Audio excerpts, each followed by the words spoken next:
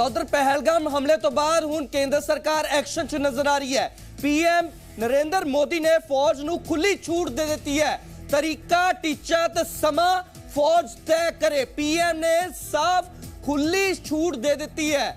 ਦੱਸ ਦਿਆ ਕਿ ਅੱਤਵਾਦ ਨੂੰ ਮੂੰਹ ਤੋੜ ਜਵਾਬ ਦੇਣਾ ਹੋਵੇਗਾ। ਪੀਐਮ ਮੋਦੀ ਦਾ ਬਿਆਨ ਸਾਹਮਣੇ ਆਇਆ ਹੈ। ਕਾਬਲੇ ਗੌਰ ਹੈ ਕਿ ਪੀਐਮ ਮੋਦੀ ਨੇ ਫੌਜ ਨੂੰ ਖੁੱਲੀ ਛੂਟ ਦੇ ਦਿੱਤੀ ਹੈ। ਪਹਿਲਗਾਮ ਹਮਲੇ ਤੋਂ ਬਾਅਦ ਲਗਾਤਾਰ ਜਿੱਥੇ ਕੇਂਦਰ ਸਰਕਾਰ ਦੇ ਐਕਸ਼ਨ ਤੇ ਪੂਰੇ ਮੁਲਕ ਭਰ ਦੇ ਲੋਕਾਂ ਦੀਆਂ ਨਜ਼ਰਾਂ ਬਣੀਆਂ ਹੋਈਆਂ ਨੇ, ਤਾਂ ਉੱਥੇ ਹੀ ਹੁਣ ਕੇਂਦਰ ਸਰਕਾਰ ਪੂਰੇ ਤਰੀਕੇ ਨਾਲ ਐਕਸ਼ਨ 'ਚ ਨਜ਼ਰ ਆ ਰਹੀ ਹੈ। ਪਹਿਲਗਾਮ ਹਮਲੇ ਨੂੰ ਲੈ ਕੇ ਇੱਕ ਹਾਈ ਲੈਵਲ ਮੀਟਿੰਗ ਹੋਈ ਹੈ। ਪੀਐਮ ਰਿਹਾਇਸ਼ ਤੇ ਹਾਈ ਲੈਵਲ ਮੰਥਨ ਹੋਇਆ, ਜਿਸ ਸੀਡੀਐਸ, ਐਨਐਸਏ ਅਤੇ ਰੱਖਿਆ ਮੰਤਰੀ ਰਾਜਨਾਥ ਸਿੰਘ ਵੀ ਮੌਜੂਦ ਸੀ ਅਤੇ ਤਿੰਨੋਂ ਫੌਜਾਂ ਦੇ ਮੁਖੀ ਵੀ ਇਸ ਮੀਟਿੰਗ ਸ਼ਾਮਿਲ ਹੋਏ ਸਨ। ਅਤੇ ਹੁਣ ਪੀਐਮ ਨੇ ਸਾਫ਼ ਕਹਿ ਦਿੱਤਾ ਹੈ, ਪਹਿਲਗਾਮ ਹਮਲੇ ਨੂੰ ਲੈ ਕੇ ਜੋ ਐਕਸ਼ਨ ਲਿਆ ਜਾਣਾ ਹੈ, ਸਾਫ਼ ਫੌਜ ਨੂੰ ਨਿਰਦੇਸ਼ ਦੇ ਦਿੱਤੇ ਹੈ ਅਤੇ ਫੌਜ ਨੂੰ ਖੁੱਲੀ ਛੂਟ ਦੇ ਦਿੱਤੀ ਹੈ ਅਤੇ ਨਿਰਦੇਸ਼ ਇਹ ਦਿੱਤੇ ਗਏ ਕਿ ਤਰੀਕਾ, ਟੀਚਾ ਤੇ ਸਮਾਂ ਫੌਜ ਤੈਅ ਕਰੇ।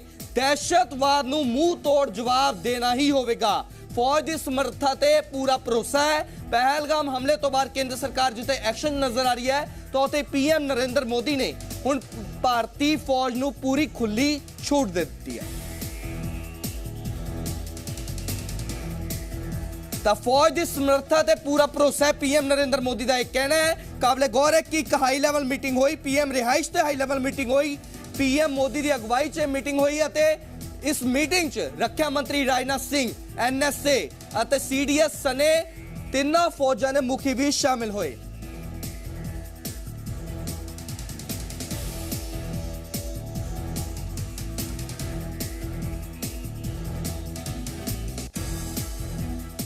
प्रधानमंत्री आवास, मुझे लगता है प्रधानमंत्री से मुलाकात करेंगे। मुलाकात करके आज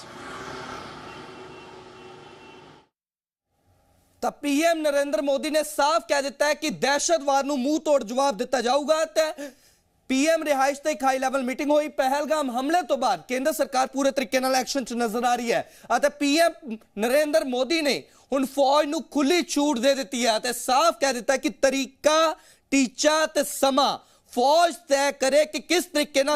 गृह सचिव ने बैठकें की, सारे पैरामिलिट्री फोर्सेस के जो डीजी थे उनके साथ बैठक की, उनकी जो सुरक्षा की जो समीक्षा है वो की और उसके बाद अब गृह मंत्री अमित शाह का प्रधानमंत्री आवास पहुंचना निश्चित रूप में उन तैयारियों की तरफ एक और कदम बताता है और ये बताता है कि सरकार इस पूरे मसले को लेकर बहुत गंभीर है और जल्द ही कोई अहम निर्णय दिखाई पड़ेगा।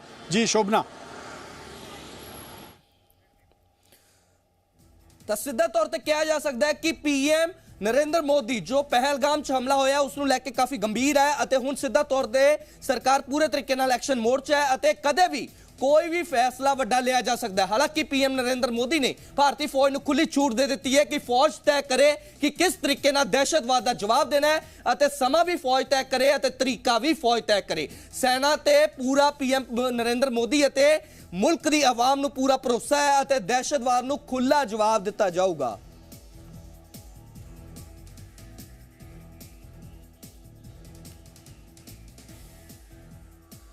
ਤਾਂ ਇਸ ਵਿਚਾਲੇ ਇੱਕ ਹੋਰ ਅਪਡੇਟ ਆ ਰਿਹਾ ਹੈ।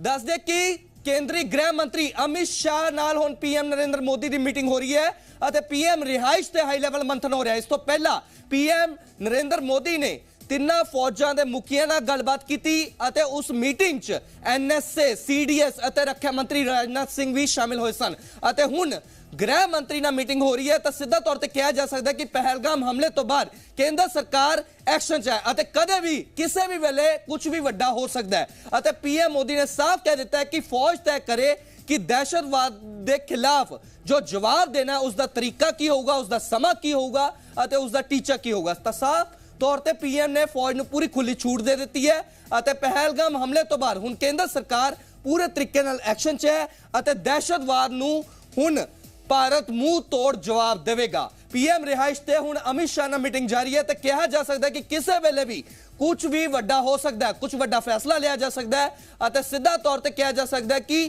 ਜੋ ਜੰਮੂ ਕਸ਼ਮੀਰ 'ਚ ਦਹਿਸ਼ਤਗਰਦ ਲੁਕੇ ਹੋਏ ਨੇ ਉਹਨਾਂ ਨੂੰ ਵੀ ਕਰਾਰਾ ਜਵਾਬ ਦਿੱਤਾ ਜਾਊਗਾ।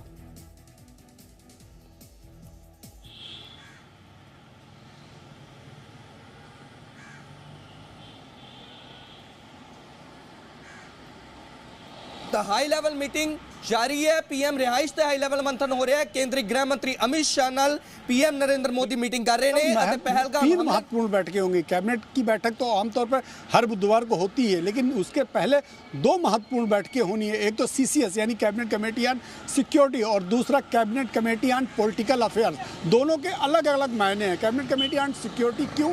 क्योंकि आंतरिक सुरक्षा, बाहरी सुरक्षा, इसको लेकर निर्णय लेने वाली सबसे बड़ी संस्था है सरकार की। तो कैबिनेट कमेटी ऑन सिक्योरिटी इसलिए महत्वपूर्ण है। और उसमें 5 महत्वपूर्ण मंत्री हैं।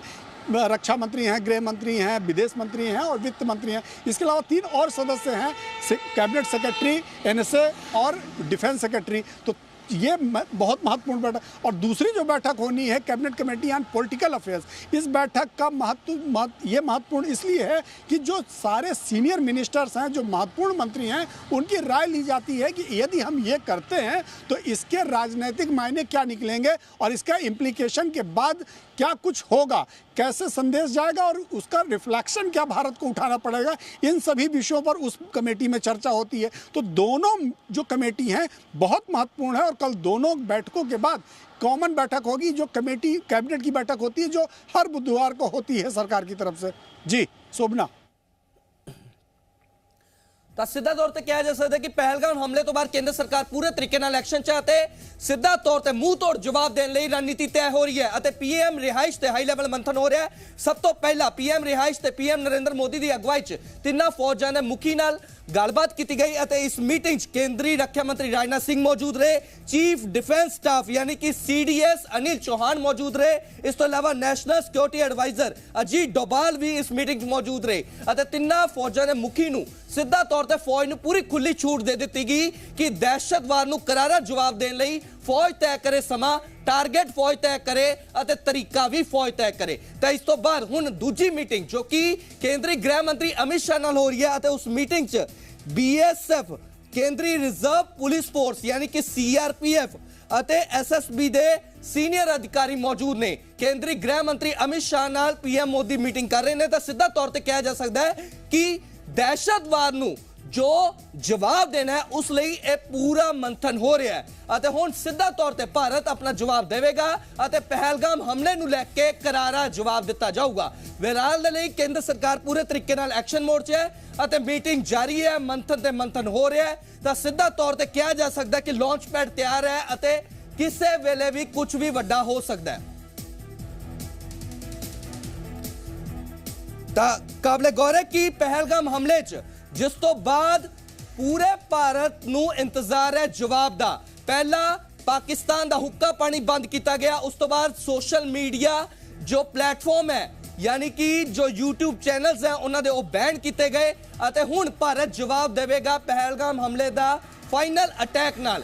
PM मोदी बिल्कुल शोभना, जो पहली बैठक CCS की हुई यानी कि जो पिछले सप्ताह हुई उसमें 5 बड़े फैसले लिए गए। 5 बड़े फैसलों के साथ पाकिस्तान को आईना दिखाया गया जिसमें वीज़ा कैंसिलेशन, जल संधि, ये बहुत महत्वपूर्ण फैसले थे जिनमें पाकिस्तान को आईना दिखाया गया और कहीं ना कहीं पाकिस्तान की इकोनॉमी के लिहाज से बिल्कुल बहुत बहुत बहुत महत्वपूर्ण है।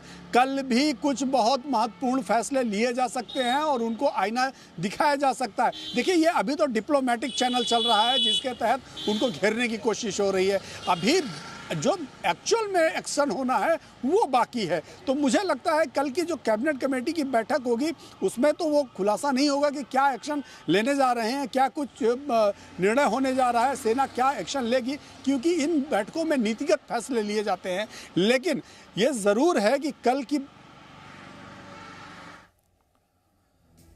तो ऑपरेशन ले फौज समा तय करे, फौज तय करे कि किस वेले अटैक करना है, किस वेले हमले दा करारा जवाब देना है। PM मोदी ने खुली छूट दे दी है और सीधा तौर पर कहा जा सकता है कि हुण दहशतवाद नूं मुंह तोड़ जवाब दिता जाऊगा।